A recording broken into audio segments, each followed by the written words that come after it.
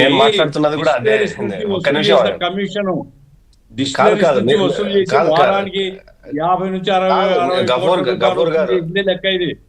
కాదు గఫూర్ గారు, మీరు ఒక్క నిమిషం వినండి. నేను చెప్పింది మీకు అర్థమవుతుంది. నేను చెప్తున్నాను. వింటాను వింటాను సార్. ఇప్పుడు ఏంటంటే, నేను చెప్పింది బిజినెస్ గురించి చెప్పాను. నేను సిండికేట్ నుంచి వసూలు చేసిన డబ్బుల గురించి కాదు మాట్లాడుతున్నది. నేను బిజినెస్ గురించి మాట్లాడుతున్నా. ఒక బ్రాందీ షాప్ లో 100 రూపాయలు లిక్కర్ పర్చేస్ చేశాడు, దానికి లెక్క లేదు, పత్రం లేదు, బిల్లు లేదు, డిజిటల్ నో అకౌంట్ నో లేదు, నో 100 నో అది రూపాయలు కరెక్టే, అది మీరు చెప్పేది అదే సార్. కానీ గఫూర్ గారు చెప్తున్నది, నేను చెప్తున్నది కూడా ఏంటి అంటే, అసలు ఒక డిస్టిలరీకి ఆర్డర్స్ ఇచ్చినందుకు తీసుకునే కమిషన్ 20% కమిషన్, అది 3,500 కోట్లు సుమారుగా. దానికి అందులో 100 రూపాయలు 70 రూపాయలు లేదు, ఇంకా 100 దోపిడీ. నేను అది మాట్లాడలేదు, అండి. ఓకే, మీరు ఇది ఇందులో మాత్రమే చెప్తున్నారు, అందుకనే నేను ఇందులో మాత్రమే చెప్తున్నాను. ఓకే, రైట్ రైట్, చెప్పండి. ఒక క్వార్టర్ బాటిల్ 100 రూపాయలు ఇచ్చుకుంటే ఆ 100 రూపాయలకు సంబంధించిన డిపాజిట్ మళ్ళీ తిరిగి గవర్నమెంట్ కదా వెళ్ళాలా? ఓకే, పోలేదు. 70 రూపాయలు మాత్రమే SBI అకౌంట్ లో, SBI బ్యాంక్ లో ఉన్న ఆ ఖాతాకు సంబంధించిన అకౌంట్ 70 రూపాయలు డిపాజిట్ అయింది. Escrow account. ఆ 30 రూపాయలు ఏదైతే ఉందో ఇల్లీగల్ గా వీళ్ళు ఏదైతే డబ్బుతో వ్యాపారం చేశారో, ఆ 30 రూపాయలు రూటింగ్ అనేది మొదటి పాయింట్. రెండో పాయింట్, మీరు చెప్తున్నటువంటి విషయం ఏదైతే ఉందో, అయ్యేది డిస్టిలరీస్ నుంచి వసూలు చేసిన కమిషన్ 20%, 12%, 30% అంటే 20 ఆ పర్సెంట్ ఏదైతే ఉందో ఆ పర్సెంట్ జిజుబి అమౌంట్ అది అంటున్నా నేను. అది జిజుబి అమౌంట్.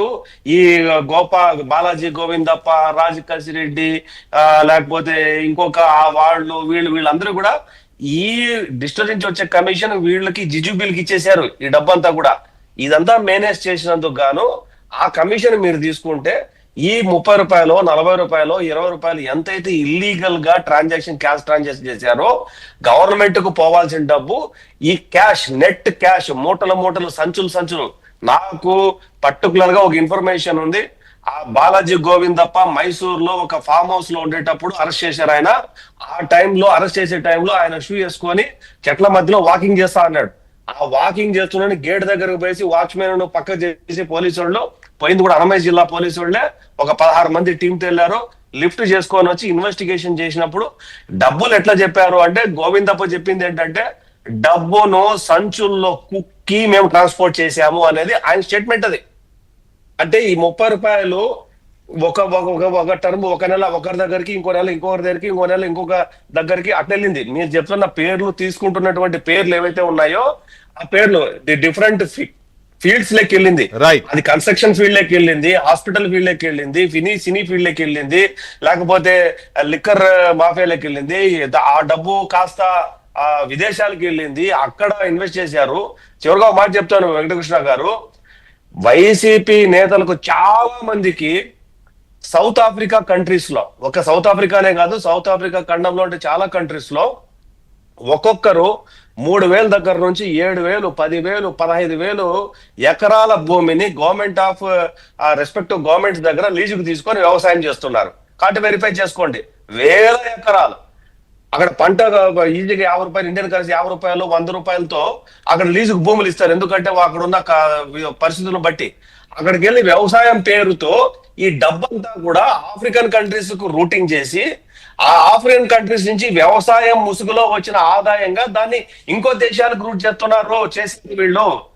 ఇది ఆ పరిస్థితుల్లోనే సిట్టు వీళ్ళ మీద ఫోకస్ పెట్టి ఈ ఇల్లీగల్ గా అసలు డబ్బు ఎంత వచ్చింది, మీరు ఏ నెలలో ఎంత డబ్బులు కలెక్ట్ చేశారు, ఆ డబ్బు ఒక్కొక్కసారి మీరు పంపించేటప్పుడు ఎవరెవరికి పంపించారు, ఆ సాక్ష్యాలు వెతికే పనిలో ఆ డబ్బు ఎక్కడ ఇన్వెస్ట్మెంట్ అయింది, ఏ ప్రాపర్టీ కొన్నారు, లాస్ అయిందా, ప్రాఫిట్ అయిందా, బిజినెస్ లో పెట్టారా, ఇప్పుడు ఆ పనిలో ఉన్నారు.